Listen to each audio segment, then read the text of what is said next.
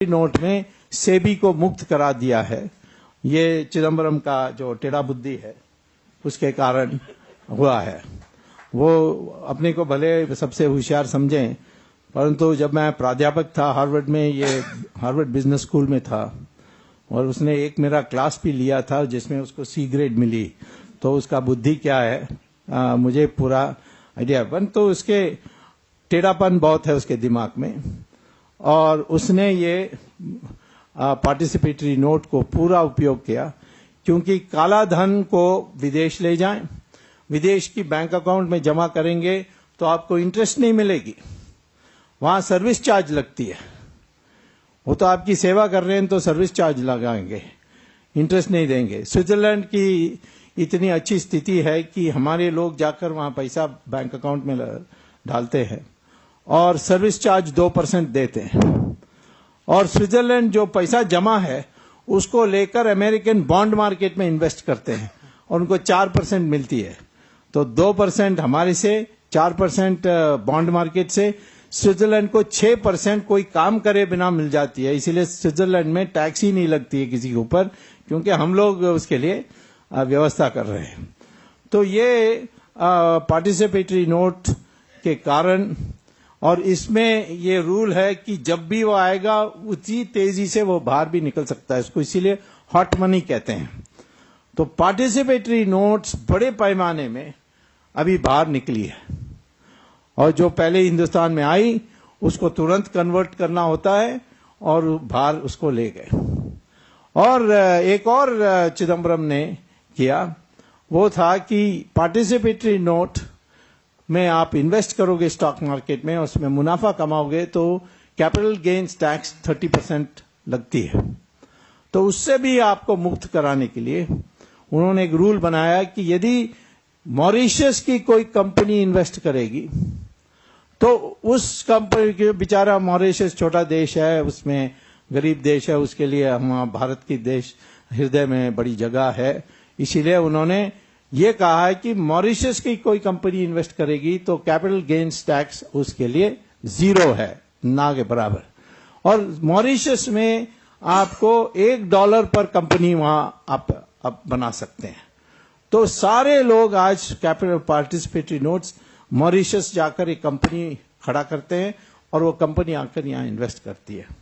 मैंने ये 2G में देखा कि सारे जो कंपनीज लाइसेंस लिए थे रिश्वत देकर, उन सब का एक जो खरीदने के लिए पैसा आई लाइसेंस, स्पेक्ट्रम लाइसेंस को, वो सब मॉरिशस के सेटअप, एक ब्रांच कंपनी या एसोसिएटेड कंपनी, वो मॉरिशस से आई। सबके एड्रेस मॉरिशस की थी, और वो भी एक ही सड़क की एड्रेस थी, और उस एक ही सड़क में एक ही बिल्डिंग की एड्रेस थी, और उस बिल्डिंग में भी एक ही ऑफिस में सब कंपनी की ऑफिस, और उस ऑफिस में भी ताला लगी थी, कोई फर्नीचर नहीं था।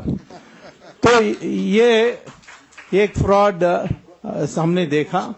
तो ये सारी जो पैसा है ये अब बाहर जा रही है।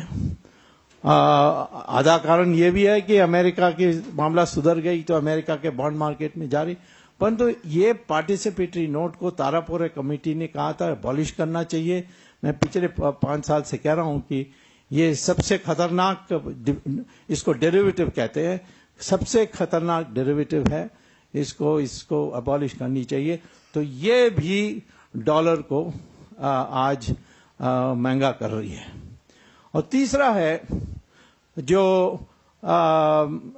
सरकार की मदद से हो रही है, वो है कि सिंगापुर, दुबई और ज्यूरिक, इन 3 जगहों में रुपए की शॉर्ट सेलिंग हो रही है।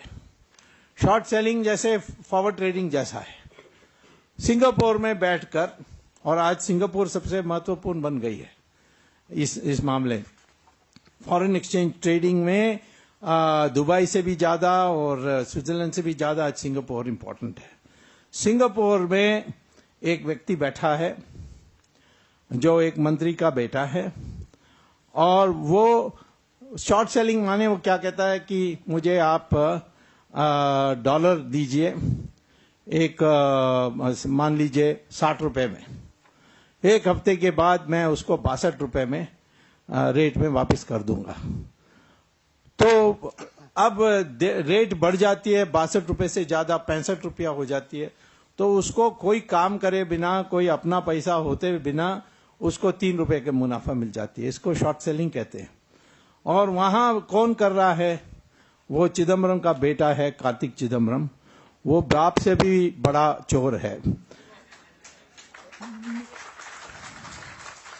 और वो वहां शॉर्ट सेलिंग करने का, और शॉर्ट सेलिंग के लिए मैं खरीदूं, उसके बाद डॉलर का दाम बढ़ना चाहिए और रुपए का दाम घटना चाहिए। उसके लिए उसने बाप के जरिए उसने रिजर्व बैंक को ओपन मार्केट पॉलिसी करने नहीं दिया। आज हमारे पास $277 बिलियन रिजर्व्स में है। यदि एक दिन $20 बिलियन, $277 बिलियन से $20 बिलियन एक ही दिन मार्केट में डाल दें, तो ये जो रेट है बिल्कुल घट जाएगी। वो दोबारा 45 रुपए में हो जाएगी, और जो विदेश में ये शॉर्ट सेलिंग की वो सब बर्बाद हो जाएंगे। ये कर सकती है सरकार, बट करेगी नहीं, क्योंकि चिदम्बरम होने नहीं देता है। थोड़ा बार डॉलर निकली रिजर्व बैंक से, तो ये स्टेबलाइज हुई। इसको राजन इफेक्ट पता नहीं क्या क्या अखबारों में लिखते हैं, परंतु कल दोबारा ये मामला फिर शुरू हो जाएगा। आज शॉर्ट सेलिंग फिर शुरू होने वाली है, उसमें रेट होगी 75 रुपीज टू $1। तो आप देख लीजिए कि हर शॉर्ट सेलिंग की रेट में बढ़ते गई है। जैसे वहां शॉर्ट सेलिंग की रेट बढ़ी, यहां भी रुपए की दाम घटी है। तो ये 3 कारण है जिससे आज हमारी रुपए की हाल ये है। इसका इलाज एक ही है, पार्टिसिपेटरी नोट्स को अबॉलिश कर दो, कह दो इट इज अबॉलिश्ड, और जिनका जो नुकसान होना होने दो, कोई आम आदमी का नुकसान नहीं होने वाला।